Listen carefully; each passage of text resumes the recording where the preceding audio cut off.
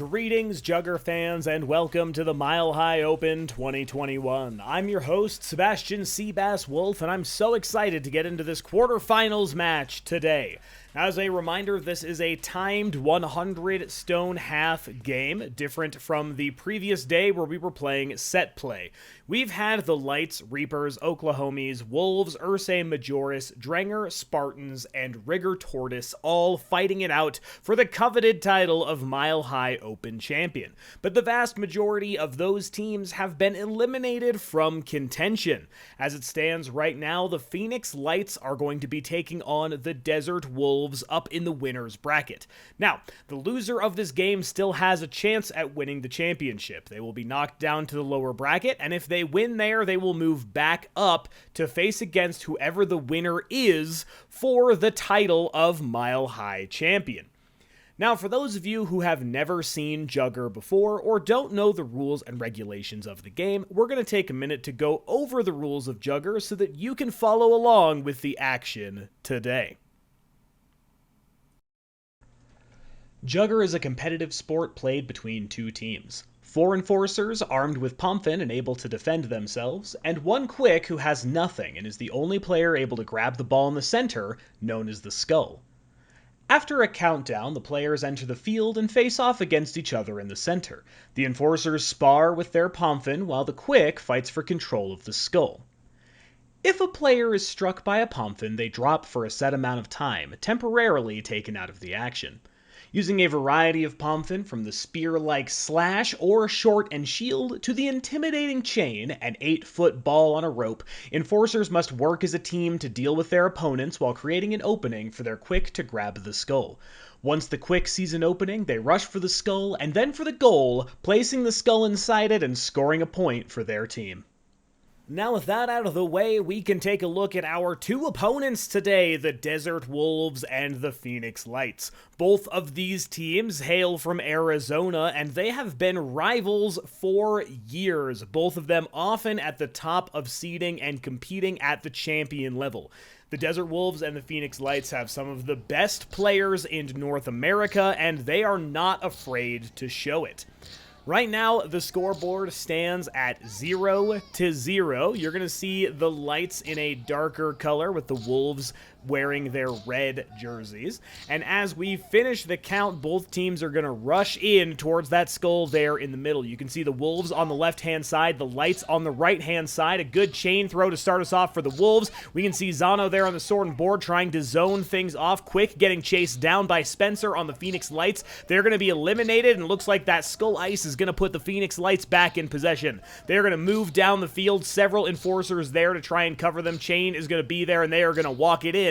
So despite Wolves getting first possession, Phoenix Lights are going to be the first ones to put a point on the board. And just like that, the Lights are off to an early lead.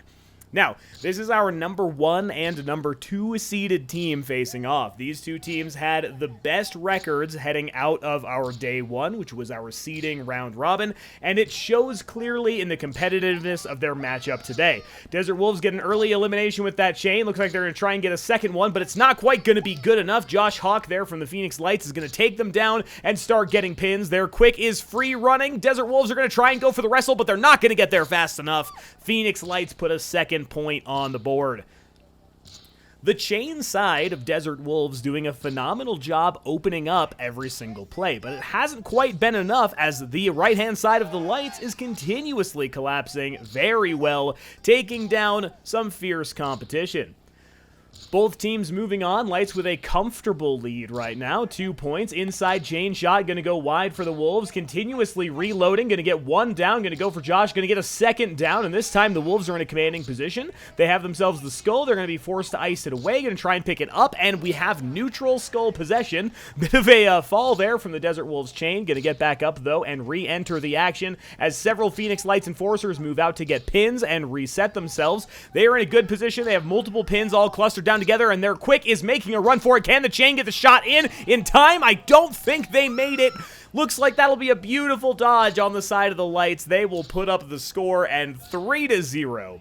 Wonderful effort by the Wolves chain, but just not quite fast enough. Lights will put up a third point on the board. One thing about the Lights is that their aggression anytime they have an advantage is massive. They are ready to capitalize as soon as possible.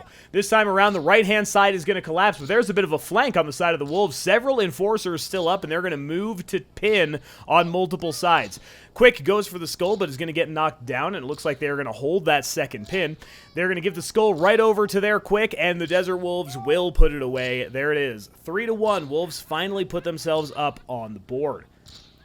One thing you have to be very careful about with those pins, as soon as your count is finished, you are allowed to rise. A pin will hold you in place. But as soon as your count is finished and that pin is released, you are allowed to hit them. So a lot of times you will see Enforcers go to try to whack the Quick and move back to their pin, but that leaves them vulnerable for just a second. They have to be very careful to capitalize on that area. Phoenix Lights are going to go for a huge playthrough, but it's not going to be good enough. Pins are going to come in, but there is Spencer on the side of the Lights, and he is going to take down the Wolves Quick, making sure that they can get their Enforcers back up and buy themselves some stones. Their Quick has the skull, and they're going to try and zone them through, but it is going to be enough. Looks like they are going to get hit right there.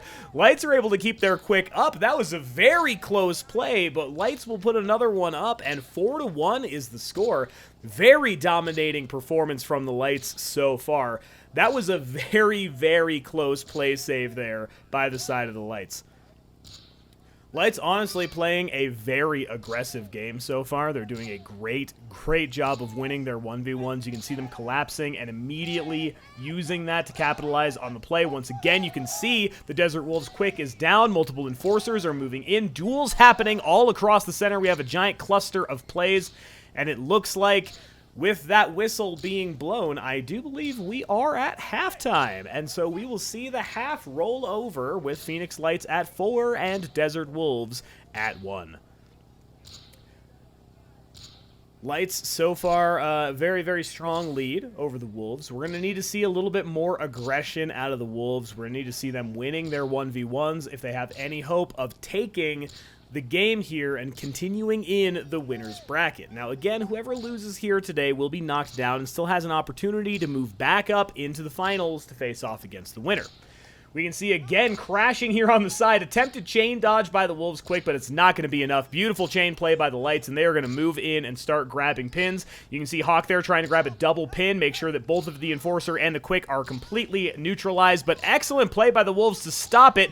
Wow, that chain jump was very close to being successful. Wolves Quick is going to grab the skull, and they're going to try and make a play here. Every Enforcer moving in, trying to do their best to get good positioning around the field. Again, a beautiful back attack by the Wolves is going to stop that play in its tracks, and pins all begin to move across the field. Wolves in a commanding position, but not every Enforcer is pinned, and as they try and buy stones, they're going to move on. Wolves now sprinting down the field. They're going to do their best, and there's no one there to stop them. Wolves put a point on the board. It is now 2-4. Finally, the Desert Wolves see a bit of fruit for their labor. They have been consistently fighting well, but it hasn't quite been enough, winning just few enough 1v1s, and this time around, several excellent stops will put the Desert Wolves up on the board once again. 4-2 is the score. Again, because it's halftime, you'll see the teams have switched sides. Interesting duel there between Zano and Josh Hawk. Looks like they're going to double each other. Both of them will go down. Lots of chain action on the far side of the field by the Lights as well. Both of them get up, and this time Zano is going to come out on top. Faster reflexes on that one, but the Phoenix Lights chain is moving quickly across the field and is going to pick up an elimination, and pins are going to begin to come out. Phoenix Lights this time in a commanding position, and here you can see almost every Enforcer locked down. Back attack is going to be good, but that'll get another Enforcer up for the Wolves, who's going to chase down the Quick, and we've neutralized the play once again. This time around, the Wolves in dominating field position as pins begin to come out. Lights are going to have to leave their pins behind to try and stop the score. They're going to move into position, zoning off the Quick. We can see a sword and board duel. This time around, the Wolves win it, and they are going to be able to move in, and there we go. 3-4 now the score. Fantastic extended play from both teams. We saw multiple Enforcers rising, falling, shifts in field position, and the Desert Wolves come out on top that time. 3-4 now. Wolves are within striking distance. They have absolutely shrunk this lead in the back half. We'll see if they can continue to do so as we move into the next play. This time around, Lights Quick is going to try and grab the skull, but they're not going to be able to do so. Enforcers are there by the Wolves, but they are going to be taken down, and pins come out. Looks like Lights are in commanding position. They're going to be running down the field. We have the single chain by the Wolves, who's in position, but they're not going to be able to be fast enough. There is the whistle blown, and that'll be 5-3. Phoenix Lights to the Wolves. Now, even though the Wolves have done a good job putting scores on the board, that extended play is unfortunate in games like this. Because it is a timed game, the longer it takes you to score, the less time you've got to try and capitalize. Unlike set play, where a play can go as long as you need it to earn that win. Desert Wolves are going to have to score fast, and they are going to sprint it out trying to get it, and it looks like they will put that point away. They do. No goal. We're here, no goal call there by the ref, so it appears that unfortunately they are called down. They're not going to be able to put that in, and so the score will remain 3-5. A little bit of a jump on the gun by the scoreboard keeper, and they are going to run down, and there's the final whistle, and just like that, the game goes to the Phoenix Lights. 5-3 is the final score. Thank you all very much for watching. I will catch you next time as we edge closer to the finals, and I will see you later at the Colorado Jugger League.